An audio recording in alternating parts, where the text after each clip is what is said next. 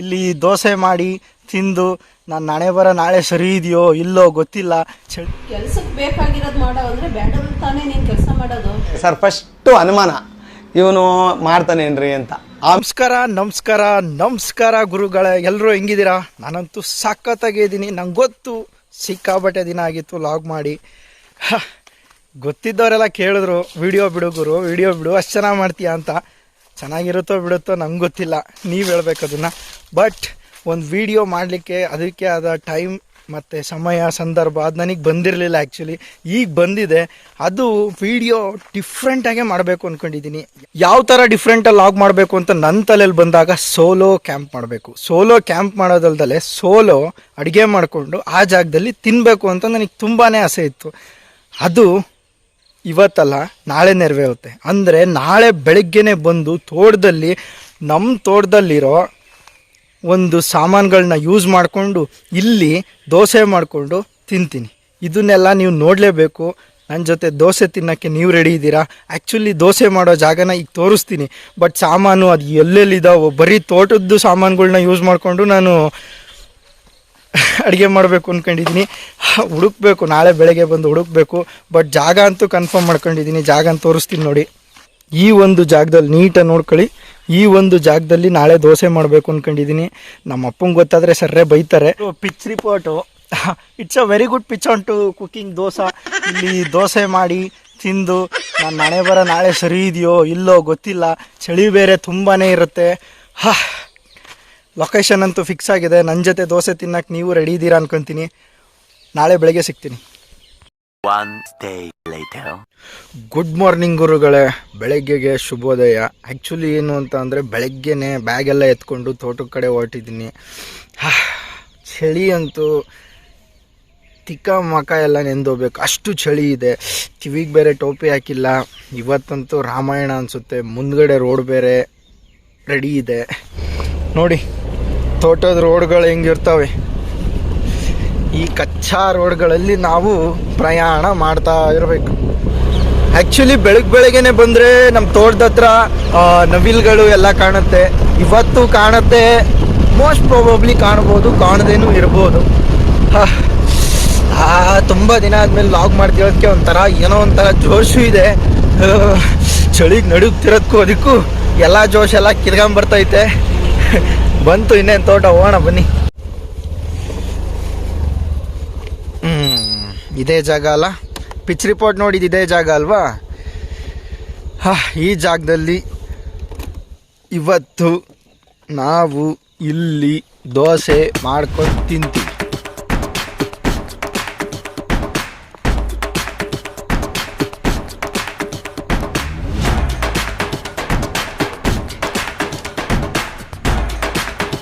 Bro, ಸ್ಪಾಟಿಗೇನೋ ಬಂದ್ವಿ.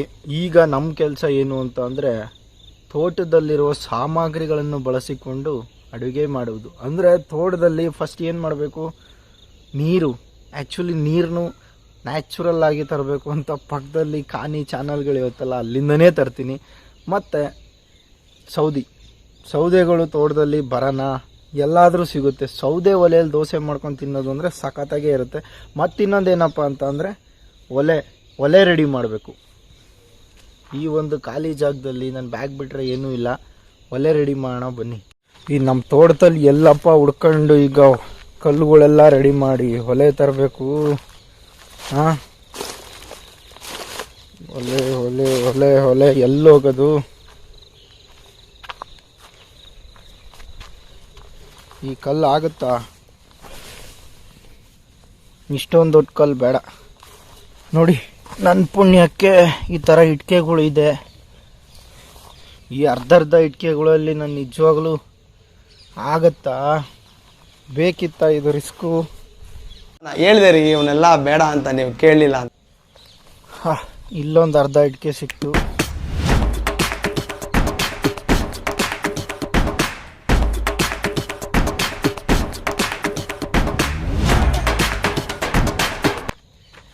ಇವತ್ತು ಕಷ್ಟ ಇದೆ ಜೀವನ.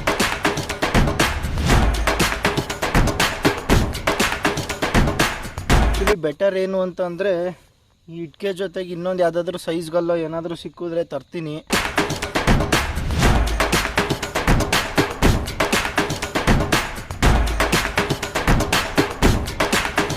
ಥರ ಸೈಜ್ಗಳು ಸಿಕ್ತು. ಇದರಲ್ಲೀಗ ಒಲೆ, ನ್ಯಾಚುರಲ್ ಒಲೆ ಮಾಡೋಕ್ಕೆ ರೆಡಿ. ಸದ್ಯಕ್ಕೆ ನನಗಿಷ್ಟು ಕಲ್ಲುಗಳು ಸಿಕ್ಕಿದ್ದಾವೆ. ಅದರಲ್ಲೂ ಕೆಲವೊಂದೆಲ್ಲ ಈ ಥರ ಇದ್ದಾವೆ ಇಕ್ಕೆಗಳು. ಸಮವಾಗಿದ್ದರೆ ಒಲೆ ಒಂಚೂರು ನೀಟಾಗಿ ಕೂರುತ್ತೆ. ಚಿಕ್ಕ ವಯಸ್ಸಿಂದ ಮಾಡಿ ರೂಢಿ ಇತ್ತು, ಹಂಗಾಗಿ ಗೊತ್ತಾಯಿತು. ಸ್ವಲ್ಪ ಗುಂಡಿ ತೋಡ್ಬಿಟ್ಟು ಒಲೆ ಮಾಡಿದ್ರೆ ಇನ್ನೂ ಕರೆಕ್ಟಾಗಿ ಸೌದೆ ಎಲ್ಲ ಕೂರುತ್ತೆ. ಬಟ್ ಗುಂಡಿ ಇರೋ ಜಾಗದಲ್ಲಿ ಮೊನ್ನೆ ತೋಟಕ್ಕೆ ನೀರು ಹಾಸಿದ್ರಲ್ಲ, ಹಸಿ ಆಗಿಬಿಡೈತೆ. ಇದರಲ್ಲೇ ಹೆಂಗೋ ಮ್ಯಾನೇಜ್ ಮಾಡಬೇಕೀಗ.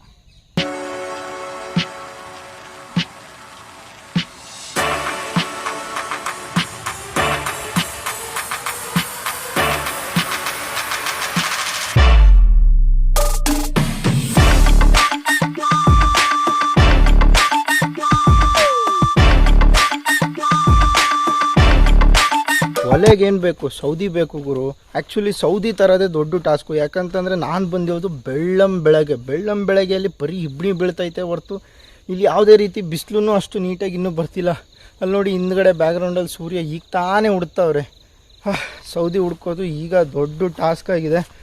ತೋಟ ಅಂದಮೇಲೆ ಸೌದಿ ಬೇಗ ಸಿಗುತ್ತೆ, ಬಟ್ ಹಸಿ ಇರುತ್ತೆ. ಆಹಾ, ಈ ಥರ ಸೌದಿಗಳೇ ನಾನು ಕಾಯ್ತಿದ್ದೆ. ಎಲ್ಲೋ ಒಂದು ಸಿಕ್ತು. ಈ ಥರ ಒಂದು 10 ಸಿಕ್ಬಿಟ್ರು ಒಳ್ಳೆ ಊಟ. ಅದು ಹೆಂಗಾಯ್ತು ಏನೋ. ನೋಡಿ ಈ ಥರ ಅಡಿಕೆ ಗರಿ, ಹಬ್ಬ ಸದ್ಯ ಕುರಂಬಳೆ ಸಿಕ್ತು, ತೆಂಗಿನ ಗರಿ. ಪ್ರಾಬ್ಲಮ್ ಏನು ಗೊತ್ತಾ? ಇಲ್ಲಿ ನೋಡಿ ಹಸಿಯಾಗೋ, ಇಲ್ಲಿ ಕೈಯೆಲ್ಲ ಇಲ್ಲಿ ನೋಡಿ ತೋರಿಸ್ತೀನಿ. ಇಲ್ಲಿ ಹಸಿಯಾಗೋಗಿರುತ್ತಾ ಈ ಥರ. ಇದಕ್ಕೆಲ್ಲ ಬೆಂಕಿ ಹತ್ತಲ್ಲ. ನಾ ಮಧ್ಯಾಹ್ನ 1 ಗಂಟೆ ತನಕ ಕಾದಿದ್ರು ಸಹ ಬೆಂಕಿ ಹತ್ತಲ್ಲ ಇದಕ್ಕೆಲ್ಲ.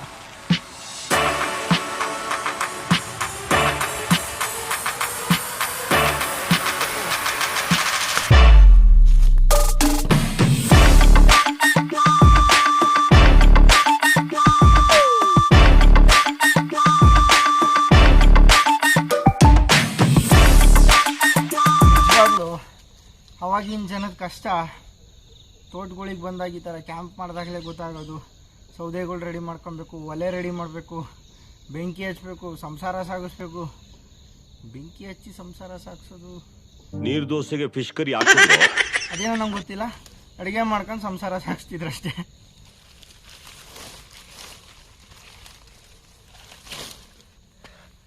ಗುರು, ಸಗಣಿ ವಾಸನೆ ಬೇರೆ ಬರ್ತೈತೆ. ಇಲ್ಲ ದೋಸೆ ಮಾಡೋದು ಗುರು. ಫೈನಲಿ ಒಂದಿಷ್ಟು ಸೌದೆಗಳನ್ನ ರೆಡಿ ಮಾಡ್ಕೊಂಡೆ. ಇವಾಗ ಒಲೆ ಪ್ರಿಪೇರ್ ಮಾಡಿದ್ನಲ್ಲ, ಅಲ್ಲಿಗೆ ಇದನ್ನು ತಗೊಂಡು ಹೋಗ್ತಿದ್ದೀನಿ. ಸೂರ್ಯ ಬಾಸ್ ಬರ್ತಿದ್ದಂಗೆ ಫುಲ್ ಸೆಕೆ ಆಗೋಗಕ್ಕೆ ಸ್ಟಾರ್ಟ್ ಆಗೈತೆ. ಆ್ಯಕ್ಚುಲಿ ನಾನು ಮಂಗನ ಥರ ಮನೆಯಿಂದ ನೀರು ತರೋದೇ ಮರ್ತಿದ್ದೀನಿ. ನ್ಯಾಚುರಲ್ ವಾಟರ್ ಚಾನಲಲ್ಲಿ ಬರ್ತಿರುತ್ತೆ, ಕಾನಿಗಳಲ್ಲಿ ಬರ್ತಿರುತ್ತೆ. ಕಾಡು ಮೇಡು ಎಲ್ಲ ಹಲ್ಕೊಂಡು ಹೋಗಬೇಕು. ಇಲ್ಲಿ ನೋಡಿ ಚಾನಲ್ಲು ಹೆಂಗಿದೆ. ಫೈನಲಿ ಚಾನಲ್ ಹತ್ರ ಬಂದೆ, ನೀರು ಸಿಕ್ತು. ಬಟ್ ಆ್ಯಕ್ಚುಲಿ ಇಲ್ಲಿ ಪ್ರಾಬ್ಲಮ್ ಏನು ಅಂದರೆ ಇಳಿಯೋಕ್ಕೆ ಜಾಗ ಇಲ್ಲ ಅಂತ ಹೇಳ್ಬಿಟ್ಟು ಸ್ವಿಮ್ಮೆಲ್ಲ ಮಾಡಿ ಸಾಹಸ ದೃಶ್ಯವನ್ನು ತೋರಿಸೋ ಅಂಥ ಮಗ ನಾನಲ್ಲ. ಆ್ಯಕ್ಚುಲಿ ಇಲ್ಲಿ ನೋಡಿ ತೋಟಕ್ಕೆ ನೀರು ಹೋಗಲಿಕ್ಕೆ ಕಾನಿ ಟೈಪ್ ಮಾಡಿರ್ತೀವಿ. ಅಲ್ಲೂ ಚಾನಲ್ ನೀರೇ ಬರೋದು, ಅಲ್ಲಿಂದ ಏನು ಬೇರೆ ಏನು ಬರಲ್ಲ. ಇಲ್ಲಿಂದನೇ ತುಂಬ್ಕೊಳ್ಳೋಣ ಬನ್ನಿ. ನೋಡಿ ಈ ನೀರು ಕೂಡ ಎಷ್ಟು ಫ್ರೆಶ್ ಆಗಿದೆ. ನೀರಂತೂ ಸಿಕ್ಕಾಯ್ತು, ನ್ಯಾಚುರಲ್ ವಾಟರ್. ಇನ್ನೊಂದು ಸತಿ ನೀಟಾಗಿ ನೋಡ್ಕೊಂಬಿಡಿ ಎಷ್ಟು ನೀಟಾಗಿ ಹರಿತಿದೆ ನೀರು. ಇಲ್ಲಿಂದ ಬತ್ತಾಗ ತೋಟಗಳಿಗೆ ನೀರು ಹೋಗುತ್ತೆ.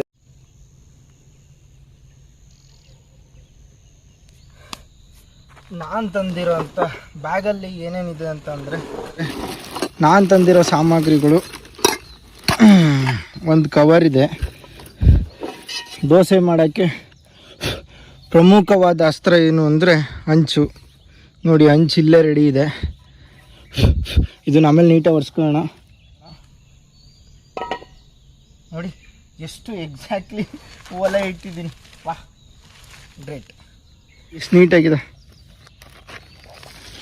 ಈಗ ಇದ್ರೊಳಗೆ ಏನೇನಿದೆ ಕವರಲ್ಲಿ ಅಂತಂದರೆ, ಇದು ಕೂಡ ಮರದ್ದೇ ಇದೆ, ನ್ಯಾಚುರಲ್ ಆಗಿದೆ. ಇದು ಗೊತ್ತಲ್ಲ, ಇದು ಏನಕ್ಕೆ ಅಂತ ಹೇಳ್ತೀನಿ. ಇದು ಆ್ಯಕ್ಚುಲಿ ಮೇಯ್ನ್ ಇದೆ. ನನಗೆ ದೋಸೆ ಮೇಲೆ ಹಾಕ್ಲಿಕ್ಕೆ ಎಣ್ಣೆ ತಂದಿದ್ದೀನಿ. ಯಾವ ಎಣ್ಣೆ ಗೊತ್ತಲ್ಲ, ಅಡುಗೆ ಎಣ್ಣೆ ಎಲ್ಲ ಇಲ್ಲಿ ಇಟ್ಟಿರೋಣ. ನಿಜವಾಗ್ಲೂ ಆಗಲ್ಲ ಅಂದ್ಕೊಂಡಿದ್ದೆ, ಏನೋ ಒಂದು ಆಲ್ಟ್ರೇಷನ್ ಮಾಡಿಬಿಟ್ಟು ಇವತ್ತು ಬಂದಿರೋ ಒಂದು ಕೆಲಸನ ಅರ್ಧ ಆದರೂ ನೀಟಾಗಿ ಮಾಡಿದ್ದೀನಿ. ಇನ್ನೂ ಮಾಡ್ತಾಯಿದ್ದೀನಿ. ಆ್ಯಕ್ಚುಲಿ ಏನಪ್ಪ ಅಂತ ಕಿಸ್ ದಬಾಕಿದೆಯಾ ಅಂತ ಅಂದರೆ, ನಾನು ಅಂದ್ಕೊಂಡಿರೋ ರೀತಿ ಒಳ್ಳೆ ರೆಡಿಯಾಗಿದೆ ನೋಡಿ.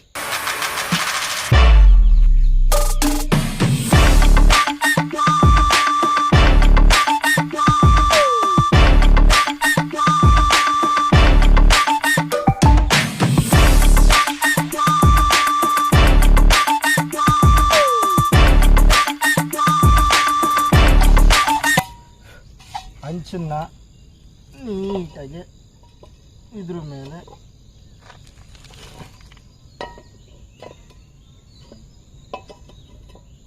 ಹಿಂಗಿಡೋಣ. ಬೆಂಕಿ ಎತ್ಕೊಂಡ್ರೆ ಈ ಫೈಬರಿಗೆ ಸುಡಬಾರ್ದು, ಆಯಿತಾ?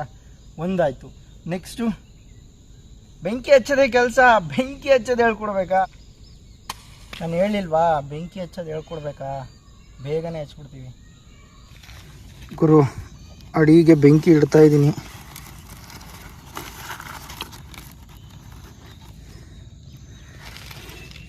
ಬೆಂಕಿ ಇಟ್ಟೆ, ಹೊಗೆ ಬರೋಕ್ಕೆ ಸ್ಟಾರ್ಟ್ ಆಯಿತು. ಬೆಂಕಿ ಅಂತೂ ಚೆನ್ನಾಗಿ ಹಚ್ಚಿದ್ದಾಯಿತು. ಟಪ್ ಅಂತ ಸೌಂಡ್ ಬೇರೆ ಬರ್ತಿದೆ. ಅಲ್ಲಿ ತನಕ ಏನು ಮಾಡೋಣ?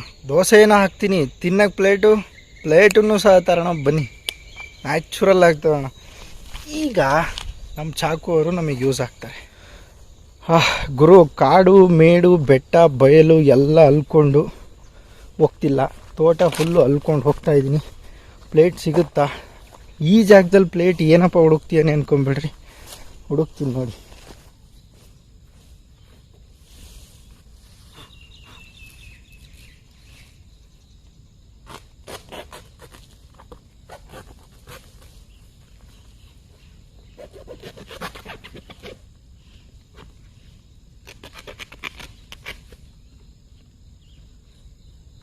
ನೋಡಿ, ಪಕ್ಕಾ ನ್ಯಾಚುರಲ್ ಪ್ಲೇಟ್ ಅಂದರೆ ಇದೆ. ಇದರಿಂದನೇ ಅಡಿಕೆ ಹಾಳಿಗಳು, ಇವೆಲ್ಲ ಮದುವೆ ಫಂಕ್ಷನ್ಗಳಲ್ಲಿ ಬಫೆ ಸಿಸ್ಟಮ್ ಊಟಗಳು ಕೊಡ್ತಾರಲ್ಲ, ಈ ಒಂದು ಅಡಿಕೆ ಹಾಳಿ ಯೂಸ್ ಮಾಡ್ಕೊಂಡ್ರೆ ನಿಮಗೆ ಕೊಡೋದು. ಅದು ಹಚ್ಚಿಂದ ಅದು ಪ್ಲೇಟ್ ಥರ ಮಾಡ್ತಾರೆ. ಬಟ್ ಇದು ನ್ಯಾಚುರಲ್ ಆಗಿದ್ದ ಹೆಂಗಿರುತ್ತೆ ಅಂದರೆ ಈ ಥರ ಇರುತ್ತೆ. ಇದರಲ್ಲಿ ಊಟ ಮಾಡೋಕೆ ಪುಣ್ಯ ಮಾಡಿರಬೇಕು ಗುರು. ಕಣ್ಣೆಲ್ಲ ಉರಿತೈತೆ. ಆ್ಯಕ್ಚುಲಿ ಏನು ಅಂತ ಅಂದರೆ, ಬೆಳಗ್ಗೆನೇ ಸೌದೆಗಳು ತಂದಿರೋದ್ರಿಂದ ಫುಲ್ಲು ಹಸಿ ಇದೆ. ಆ್ಯಕ್ಚುಲಿ ಇದು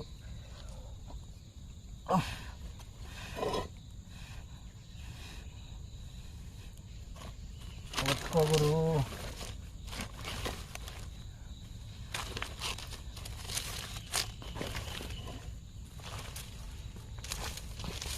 ಮರದಿಂದನೇ ಗರಿ ತಂದು ಯಾವಾಗಲೂ ಬುಡಕ್ಕಿಟ್ರೆ ಬೆಂಕಿ ಹತ್ತದಂತೆ, ಬುಡಕ್ಕೆ ಇಡ್ತೀನಿ.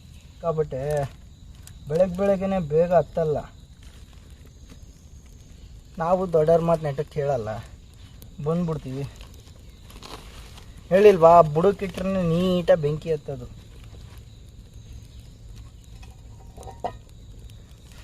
ಹಂಚು ಕಾದಿರುತ್ತಾ? ಇಷ್ಟು ಬೇಗ ಕಾದಿರಲ್ಲ ಅಂತ ನಾನು ಅನ್ಕೊತೀನಿ. ಈ ಅಡಿಕೆ ಹಾಳಿ ತಂದಿದ್ವಲ್ಲ, ಒಂಚೂರು ಹಂಗೆ ತೊಳ್ಕೋಣ. ಕೈ ನೋಡ್ರಿ ಎಷ್ಟು ಕೊಳೆ ಆಗೋಗೈತೆ. ನೀಟಾಗಿ ಅಡಿಕೆ ಹಾಳಿ ತೊಳೆದ್ರೆ ನೋಡಿ, one of the purest form. ಇದಕ್ಕೆ ನನಗೆ ನ್ಯಾಚುರಲ್ ಭಾಳ ಕನ್ಫ್ಯೂಸ್ ಮಾಡ್ತೀನಿ. ಅದಕ್ಕೆ ನೈಸರ್ಗಿಕವಾಗಿ ರೆಡಿಯಾಗಿರೋ ತಟ್ಟೆ. ಈ ತಟ್ಟೆಯಲ್ಲಿ ಅಡುಗೆ ತಿನ್ನೋ ಮಜನೇ ಬೇರೆ. ಈಗ ದೋಸೆ ಹಾಕೋ ಕಾರ್ಯಕ್ರಮ ಸ್ಟಾರ್ಟ್ ಆಗುತ್ತೆ, ಹೋಗ್ತಾ ಇರೋದು. ಉರಿ ಎಲ್ಲ ಹೊರಗೆ ಬಂದ್ಬಿಟ್ಟೈತೆ. ಅಯ್ಯೋ ಏನಪ್ಪ ಇದು, ಹಳೆ ಮುಟ್ಕಿಗಳು ಹಿಂಗೆ ಅಲ್ಲ, ಏನಪ್ಪ ಇದು. ಒಂಚೂರು ನೀರು ಹಾಕಿ ನೋಡೋಣ. ಹೋಟ್ಲಲ್ಲಿ ಹಿಂಗೆ ಅಲ್ಲ ಹಾಕೋದು, ಕಸ್ಟಮರ್ಗೆ ತಗೊಂಡು ಹಿಂಗೆ ಅಂತಾರೆ ಗುರು. ಈ ಕಡೆ ಹೊಟ್ಟೆ ಹಸುವಾಗಿರುತ್ತೆ, ಬಾಯಲ್ಲಿ ನೀರು ಬರ್ತಿರುತ್ತೆ, ತಿನ್ನಬೇಕು ಬೇಡ ಗೊತ್ತಿಲ್ಲ. ಬಟ್ ನಾನಂತೂ ಇವತ್ತು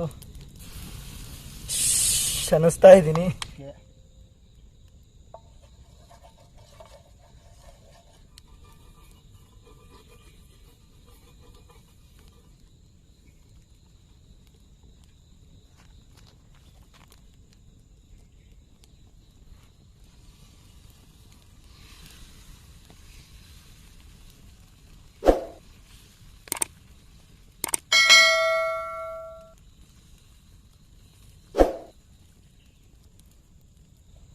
ನಿಜವಾಗ್ಲೂ ಅವಾಗಿನ ಕಾಲದಲ್ಲಿ ಅಡುಗೆ ಮಾಡೋದು ಸಿಕ್ಕಾಪಟ್ಟೆ ಕಷ್ಟ ಇತ್ತು ಅಂತ ಇವಾಗ ಗೊತ್ತಾಗುತ್ತೆ. ಚಟ್ನಿ ಪುಡಿ ಇದೆ, ಚಟ್ನಿ ಪುಡಿ ಹಾಕೋಣ.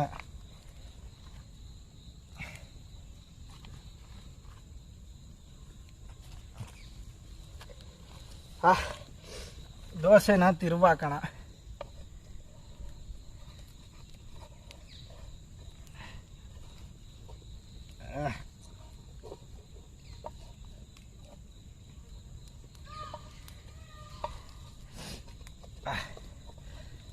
ಹೂವು ಥರ ಬರಲಿ ಅಂದರೆ ಹೂಕೋಸ್ ಥರ ಬರ್ತೈತೆ. ನಾನೇನು ಮಾಡೋಣ ನೋಡಿ, ಎಷ್ಟು ನೀಟಾಗಿ ತಿರುವಾಗ್ತೀನಲ್ಲ. ಪಕ್ಕಾ ಹಸ್ಬೆಂಡ್ ಮೆಟೀರಿಯಲ್ಲು, ಯಾರೂ ಮಿಸ್ ಮಾಡ್ಕೊಂಬಿಡಿ. ಹುಡುಗಿಯಾರು ಯಾರಾದರೂ ನೋಡ್ತಿದ್ರೆ.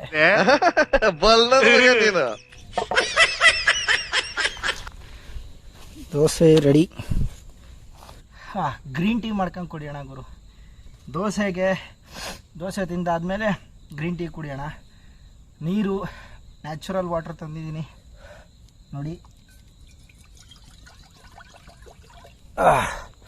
ಇಲ್ಲಿ ನೋಡಿ, ಬಿಸಿನೀರು ಕಾಯ್ತಾ ಇದೆ. ಅಷ್ಟೊತ್ತಿಗೆ ದೋಸೆ ತಿನ್ಕೊಂಬೋಣ ಬನ್ನಿ.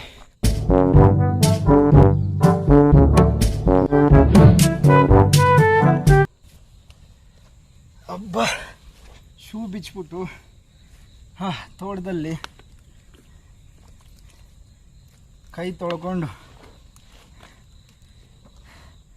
ನಾವು ಮಾಡಿರೋ ಅಡುಗೆನ ಸವಿತಾ ಇದ್ದರೆ ನೋಡೋಣ ರುಚಿ ಹೆಂಗಿದೆ ಅಂತ. ನೋಡಿ, ಮೆಂತೆ ಚಟ್ನಿ ಇದೆ, ಬೆವರು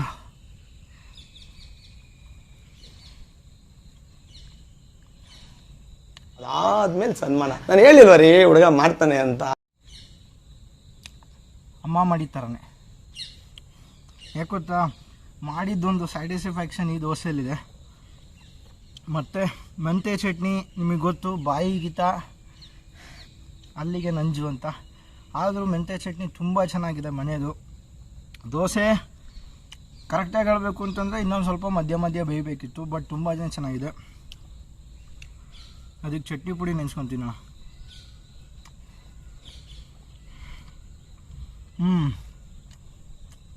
ದೋಸೆ ಚಟ್ನಿ ಪುಡಿ, ಮೆಂತೆ ಚಟ್ನಿ ಅದೊಂಥರ ಹೆಂಗೆ ಅಂತಂದರೆ ನಿಮಗೆ ಯಾವ ಪಿಜ್ಜಾದಲ್ಲೂ ಸಿಗೋಲ್ಲ, ಯಾವ ಡೊಮಿನೋಸ್ ನಿಮಗೆಲ್ಲೂ ಸಿಗೋಲ್ಲ.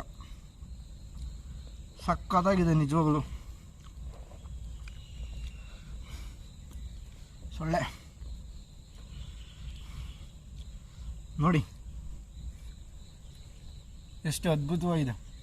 ಮೆಂತೆ ಚಟ್ನಿ, ಚಟ್ನಿ ಪುಡಿ, ದೋಸೆ ಸಕ್ಕತ್ತಾಗಿದೆ. ನೋಡ್ತೀರಾ ಹೆಂಗಸ್ರು ಹೇಳ್ಬೋದು, ದೋಸೆ ತಾನೇ ಇಷ್ಟೊಂದೆಲ್ಲ ರಿಸ್ಟಾಂಡ್ ಮಾಡ್ಬೇಕಂತ, ಅಂದರೂ ಈ ಥರ ಬಂದಿದ್ದಾವೆ ಅಂತ. ಬಟ್ ಎಲ್ಲರೂ ಮನೆ ದೋಸೆ ತೂತೆ ಅಲ್ಲ, ಹಾಗೆ ನಮ್ಮ ಮನೆದು ದೋಸೆ ತೂತೆ. ಮಾಡಬೇಕಾ ಅಂತ ಫಸ್ಟ್ ಕ್ವಶನ್ ಬಂತು, ಮಾಡ್ತೀನಿ ಅಂತ ಒಂದು ಹೋಪ್ಸ್ ಬಂತು, ಮಾಡಲೇಬೇಕು ಅನ್ನೋ ಒಂದು ನಂಬಿಕೆ ಬಂತು, ಮಾಡೇ ಬಿಟ್ಟೆ ಅನ್ನೋ ಒಂದು ಛಲ ಬಂತು. ಸಾಕು, ಇನ್ಮೇಲಿಂದ ನಿಜವಾಗ್ಲೂ ವೀಡಿಯೋಸ್ನ ಹಿಂಗೆ ಕ್ಯಾರಿ ಮಾಡ್ಕೊಂಡು ಹೋಗ್ತೀನಿ. ಯಾಕಂತಂದರೆ ಮಾಡಿದ್ದಕ್ಕೆ ಸ್ಯಾಟಿಸ್ಫ್ಯಾಕ್ಷನ್ ಇರಬೇಕು. ಆ್ಯಕ್ಚುಲಿ ಸಿಗ್ತಾ ಇದೆ, ನಿಜವಾಗ್ಲೂ ಖುಷಿ ಆಯಿತು. ಒಬ್ಬನೇ ಎಲ್ಲಾದರೂ ಜೀವನ ಮಾಡ್ಬೋದು ಅನ್ನೋ ಒಂದು ಕಾನ್ಫಿಡೆನ್ಸ್ ಈ ಒಂದು ದೋಸೆಯಿಂದ ನನಗೆ ಗೊತ್ತಾಯಿತು. ಪಕ್ಕಾ ಚಾನಲ್ ವಾಟ್ರು. ಇದಕ್ಕೆ ಬಿಸಿನೀರಿನ ಒಂದು ಲೋಟಕ್ಕೆ ಹಾಕಬೇಕು. ಆಫೀಸ್ಗಳಲ್ಲಿ ಎತ್ಕೊಂಬಂದಿರೋ ಗ್ರೀನ್ ಟೀ ಇಂದ್ರು ಅದರೊಳಗೆ ಹಾಕಬೇಕು. ಕುಡಿಯಲಿಕ್ಕೆ ರೆಡಿಯಾಗಿದೆ ಗ್ರೀನ್ ಟೀ. ಪಕ್ಕಾ ನ್ಯಾಚುರಲ್ ಗುರು. ಇವತ್ತಿನ ಲಾಗ್ ಅದಕ್ಕೆ ಖುಷಿ ಆಗ್ತಿರೋದು. ಪ್ರಕೃತಿಯಿಂದನೇ ಇಷ್ಟೊಂದು ಸಿಗ್ತಿರ್ಬೇಕಾದ್ರೆ ನೀಟಾಗಿ ಬಳಸ್ಕೊಂಡಲೆ ಸುಮ್ಮನೆ ಹಾಳು ಮಾಡ್ಕೊತಿದ್ದೀವಿ. ಎಷ್ಟು ನೀಟಾಗಿ ಅವಾಗಿನ ಕಾಲದಲ್ಲಿ ನಿಜವಾಗ್ಲೂ ಯಾಕೆ 100 ವರ್ಷ 120 ವರ್ಷ ತನಕನೂ ಬದುಕ್ತಿದ್ರು ಅಂದರೆ ಈ ಥರ ಒಲೆ ಅಡುಗೆ, ಹಸಿರು ವಾತಾವರಣ ಇವೆಲ್ಲ ಆ್ಯಕ್ಚುಲಿ ನಿಜವಾಗ್ಲೂ ಎಂಜಾಯ್ ಮಾಡಬೇಕು. ಅಯ್ಯೋ ಅಣ್ಣ ನಾನು ಸತ್ತೋದಂಗೆ ಆಗೋಯ್ತಾ, ಎಂಜಾಯ್ ಮಾಡಬೇಕು. ನೀತಿ ಹೇಳ್ತವನೆ ಅಂತ ಅಂದ್ಕೊಂಬೇಡ್ರಿ, ನಿಜವಾಗ್ಲೂ ಎಂಜಾಯ್ ಮಾಡಬೇಕು. ನಾನು ಗುರುಗಳೇ, ಈ ವಿಡಿಯೋನ ನೀವು ಎಲ್ಲರೂ ತುಂಬಾ ಎಂಜಾಯ್ ಮಾಡಿದ್ದೀರೋ ಇಲ್ಲೋ ಗೊತ್ತಿಲ್ಲ, ಎಂಜಾಯ್ ಮಾಡಿದ್ದೀರಾ ಅಂತ ನಾನು ಭಾವಿಸ್ತೀನಿ. ವಿಡಿಯೋ ಇಷ್ಟ ಆಗಿದ್ರೆ ಲೈಕ್ ಮಾಡಿ, ಇಲ್ಲ ಅಂದರೆ ದಯವಿಟ್ಟು ಡಿಸ್ಲೈಕ್ ಮಾಡಿ. ಇದೇ ರೀತಿ ಇನ್ಮೇಲಿಂದ ಅತ್ಯುತ್ತಮವಾದ ವೀಡಿಯೋಗಳನ್ನ ನಾನು ತರಲಿಕ್ಕೆ ಪಕ್ಕ ಟ್ರೈ ಮಾಡ್ತೀನಿ. ದಯವಿಟ್ಟು ಬೆಂಬಲ ಕೊಡಿ. ವಿಡಿಯೋ ಇಷ್ಟ ಆಗಿದ್ರೆ ಲೈಕ್ ಮಾಡಿ, ಶೇರ್ ಮಾಡಿ, ಸಬ್ಸ್ಕ್ರೈಬ್ ಮಾಡೋದನ್ನು ಮರಿಬೇಡಿ. Bye guys. ವಿಡಿಯೋ ಮಾಡಬಂದು ಅಲ್ಲ, ಕುಕ್ಕಿಂಗ್ ಮಾಡಬಂದು ತುಂಬಾ ಸ್ಟ್ರೆಸ್ಸು, ಸ್ಟ್ರೈನು, ಎಲಾಸ್ಟಿಸಿಟಿ ಎಲ್ಲ ಆಗ್ತೈತೆ. ನಮ್ಮಮ್ಮ ಇಲ್ಲೇ ಇದ್ದಾರೆ, ಬಟ್ ಮನೆಯಲ್ಲೇ ಬೇರೆ ಅಡುಗೆ ಮಾಡಿದ್ದಾರೆ. ನೋಡೋಣ ಅವ್ರಿಗೇನು ಅನಿಸುತ್ತೆ, ಕೇಳೋಣ ಬನ್ನಿ. ಅಮ್ಮ, ಮಗನ ಈ ಒಂದು ಸಾಹಸ ದೃಶ್ಯ ನೋಡಿ ನಿಮ್ಮ ಅಂತರಾತ್ಮ, ಅಂತರಾಳವು ಏನು ಹೇಳುತ್ತದೆ ಅಮ್ಮ? ಕೆಲ್ಸಕ್ಕೆ ಬೇಕಾಗಿರೋದು ಮಾಡೋ ಅಂದರೆ ಬೇಡವಲ್ಲ ತಾನೇ ನೀನು ಕೆಲಸ ಮಾಡೋದು. ನಾನು ಆಗಲೇ ಯಾಕೆ ಹೇಳ್ರಿ, ವಿಡಿಯೋ ಇಷ್ಟ ಆಗಿದ್ರೆ ಲೈಕ್ ಮಾಡಿ, ಸಬ್ಸ್ಕ್ರೈಬ್ ಮಾಡಿ, ಇಲ್ಲಾಂದರೆ ಡಿಸ್ಲೈಕ್ ಮಾಡಿ ಅಂತ ಅಲ್ಲೇ ಮುಗಿಸಿದ್ದು.